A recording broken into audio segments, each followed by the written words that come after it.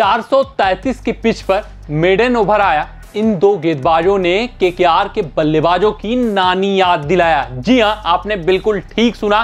KKR और SRH के match पे जहां बल्लेबाजों का बोलबाला था, वहीं दो ऐसे गेंदबाज भी इस मैच में निकले जिन्होंने अपना कहर बरपाया और केकेआर के बल्लेबाजी को एक वक्त तक निस्ते नाबूद कर दिया था। हालांकि रिंकू सिंह और नीतीश राणा की और नारायण जगदीशन की एक छोटी छोटी महत्वपूर्ण पारियां रहीं जिन्होंने केकेआर को अंतिम तक मुकाबले में बनाए रखा, लेकिन दो गेंदबाजों ने एसआरएच को इस मैच में जीत दिलवाने में अहम भूमिका निभाई। हम उन दो गेंदबाजों की बात करें तो सबसे पहले हैं अनुभवी गेंदबाज भुवनेश्वर कुमार, जिनका लय अभी तक मिल नहीं पा रहा था, काफी भटके हुए नजर आ रहे थे। वो प्रदर्शन, वो छाप भुवनेश्वर कुमार नहीं छोड़ पा रहे थे। इनका इंटरनेशनल कैरियर भी लगभग खत्म के कागार पे है, तो ये भी माना जा रहा था कि शायद ये आईपीएल 2023 इनका आखिरी आईपीएल भी हो सकता है। लेकिन भुवनेश्वर कुमार ने दिखाया कि इनके अंदर क्या टैलेंट है, क्या काबिलियत है और वो क्यों एसआरएच टीम के लिए काफी इंपॉर्टेंट सदस्य हैं।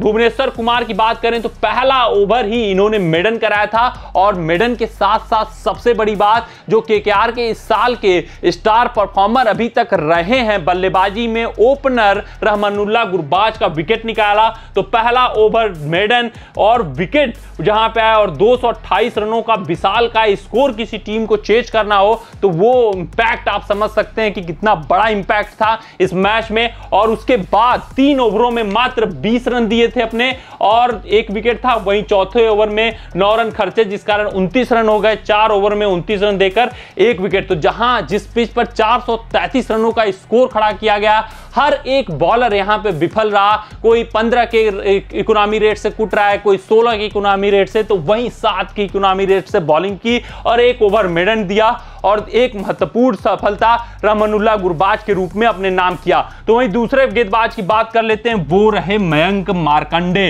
पिछले मैच में भी इन्होंने अपना छाप छोड़ा था, दिखाया था कि इनके अंदर क्या कैपेबिलिटी है। मुंबई इंडियंस में भी जब ये गेंदबाजी करते थे तो बेहतरीन गेंदबाजी करते थे। इनके ऊपर उतना रोहित शर्मा विश्वास नहीं जता पाए, जिस कारण इनको बाहर बैठना पड़ा। कई आईपीएल से इनका संघर्ष जारी रहा, लेकिन यहां पे शायद एसआरएच में आकर ये अपना मोमेंटम, जो खोया हुआ मोमेंटम है, वो वापस पाते हुए दिख रहे हैं। और सबसे बड़ी बात, ये एसआरएच को एक फ्लेक्सिबिलिटी दे रहे हैं कि विदेशी खिलाड़ी ये कम कर सकते हैं। जैसे आदिल राशिद को as a front line spinner इनको खिलाना पड़ता है अगर मयंक मार्कंडे फॉर्म में नहीं रहते तो, लेकिन यहां पे मयंक मार्कंडे की वजह से जो इनका फॉर्म है ये बरकरार है। इस कारण आदिल राशिद को वो बेंच पे बैठाकर मार्को जेनसन के रूप में एक ऑलराउंडर को प्रीफर कर रहे हैं, जिससे उनकी बल्लेबाजी और गेंदबाजी दोनों मजबूत हुई है। अगर हम मयंक मार्कंडे के आज के स्पेल की बात करें तो 4 ओवर में शानदार 27 रन खर्च करते हुए 2 विकेट और 2 विकेट ऐसे 2 महत्वपूर्ण विकेट लिए हैं जो कि गेम चेंजर आज के मैच में साबित हो सकते हैं। पहला विकेट नारायण जगदीशन का था, जिन्होंने जो एकदम लय में दिख रहे थे। एक बार जगदीशन के स्कोर कार्ड पे नजर डाल लेते हैं तो जगदीशन ने 36 रनों का स्कोर किया है 21 गेंदों पे, तो वो इंपैक्ट डाल रहे थे। नीतीश राणा के साथ जबरदस्त उनकी पार्टनरशिप हो गई थी। वहां से अगर शायद जगदीशन 2-3 ओवर और टिक जाते तो मैच का मोमेंटम चेंज हो सकता था, केकेआर के पाले में जा सकता था। लेकिन वहां पे मयंक मार्कंडे ने पहले जगदीशन का विकेट निकाला, फिर उसके बाद आए आंद्रे रसल। सबको पता है कितना डेडली साबित हो सकते हैं आंद्रे रसल, इन सभी पिचों पे कितना भयावह वो बैटिंग कर सकते हैं। और अगर आंद्रे रसल टिके होते तो शायद इस मैच का नतीजा भी बदल सकते थे, लेकिन रसेल को जल्दी ही निपटा दिया और 2 महत्वपूर्ण विकेट रसेल और जगदीशन के रूप में अपने नाम किया और दिखाया कि मयंक मार्कंडे इस साल फॉर्म में आ गए हैं।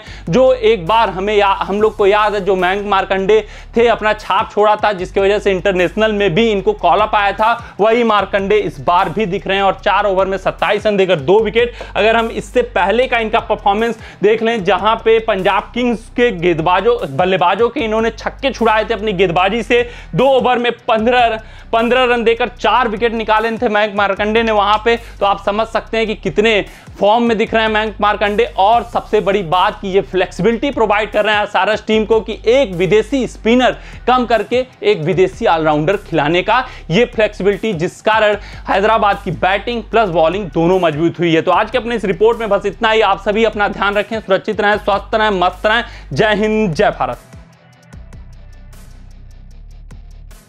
अगर ये वीडियो आपको पसंद आया हो तो इसे लाइक और शेयर करें और क्रिकेट से जुड़ी अन्य जानकारियों के लिए हमारे चैनल को सब्सक्राइब करना ना भूलें।